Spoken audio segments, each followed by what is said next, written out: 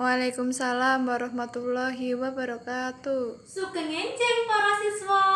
Enjing Bu Guru.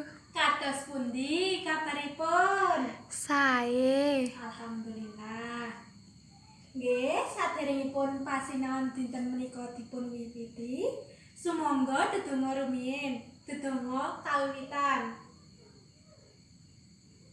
Cekap, matur nuwun. Dinten menika mlebet sedaya nggih? Nggih, Bu. Alhamdulillah. Dinten menika badhe sinau bab aksara Jawa. Sinten ingkang mangertos aksara Jawa menika?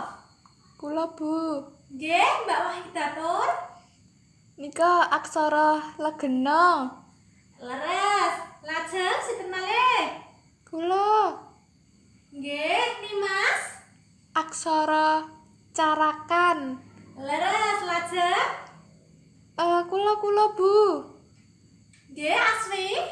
Nika aksara Dentya Wianjana. Leres. Aksara Jawa menika ugi saged dipun sebat aksara legena. Lajeng kangge wujud bakunipun aksara menika wonten kalih dasa. Inggih menika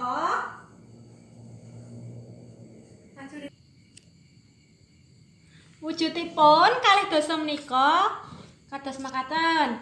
Lajeng sifatipun setunggal aksara menika silabik, tegesipun setunggal aksara dados setunggal wanda.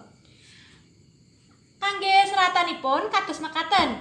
Ha, na, cara, ka, data, sawala, pada, jayanya, maga, batanga.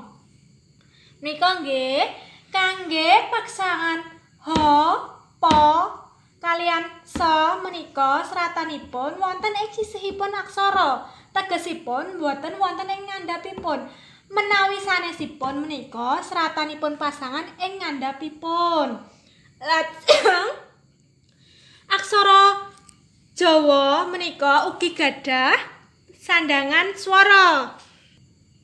Nggih, sandangan swara menika wonten gangsal, wonten papat, wulu, taling, taling tarung, suku. Kangge wujudipun kados makaten. Pepet, rapet nggih dados mboten wonten ingkang mboten rapet. Lajeng pepet menika kangge tandha swara e. Wulu menika i.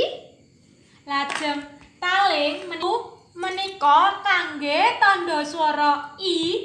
Taling menika kangge tandha swara e menapa e. Lajeng taling tarung menika o, suku kangge u. Tuladhanipun kangge seratan pepet menika ing seratan 6. 6 menika ngginakaken pepet. Lajeng pipi ngginakaken wulu, rene ngginakaken taling, jejer ngginakaken taling, toko ngginakaken taling tarung, kuku ngginakaken suku. Paham nggih? Nggih, Bu. Lajeng wonten sandangan panyigeging wanda. Menika wonten cecak, layar, wignan, pangkon. Cecak menika kangge eng, layar r, wignan h, pangkon menika kangge mangku supados aksara Jawa ingkang kala wau sifatipun silabik boten dados silabik, dados konsonan. Tuladhanipun kangge seratan warung. Warung menika ngginakaken cecak. Bapak. Nah, menika ngginakaken pangkon. Amargi menawi mboten ngginakaken pangkon, mangke dipun waos bapaka. Dados dipun ginakaken pangkon. Lajeng sepur ngginakaken layar. Lajeng gajah ngginakaken wignan. Kados makaten nggih para siswa. Nggih, Bu. Nggih, menawi sampun paham sedaya, cobi menika wonten soal. Wekdalipun 10 menit nggih. Nggih, Bu.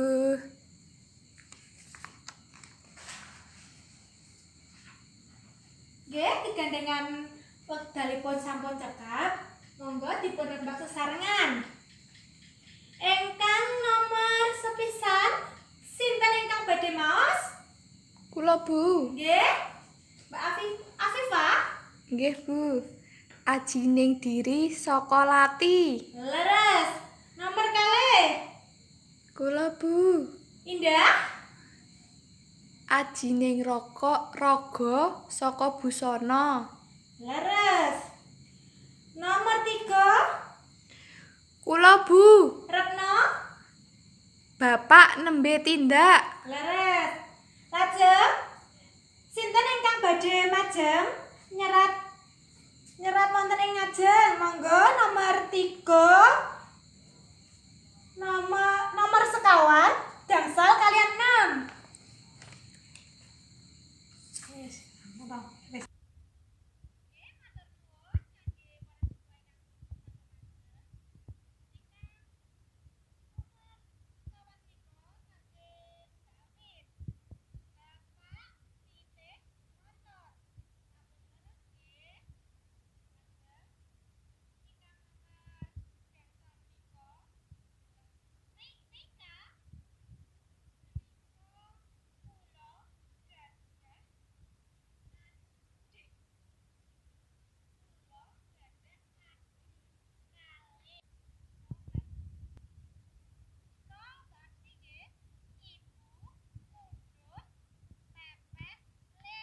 Nggih, ingkang mencocokkan. Ingkang A menika menapa? Kembang mawar. Leres. B. Kupu. Leres. C. Gajah. D. Buku tulis. Leres. E. Meja kursi. Leres. Alhamdulillah sedaya sami paham. Menawi sampun paham, Ibu ambali malih. Aksara Jawa menika menapa? Aksara legena, aksara carakan, lan dentya wianjana. Nggih, aksara carakan, aksara legena, aksara dentya wianjana menika sami. Tegesipun menika wonten kalih dasa ugi aksara ingkang baku ing aksara Jawa. Wonten Hanacaraka, Datasawala, Pada Jayanya, Maga Batama. Lajeng wonten ing aksara Jawa menika wonten sandangan swara, wonten gangsal ingkang sepisan papet, wulu, taling tarung kalian suku. Kangge sandangan panyigeging wanda menika wonten cecak, layar, wigyan kalian pangkon. Sami paham sedaya nggih? Nggih, Bu.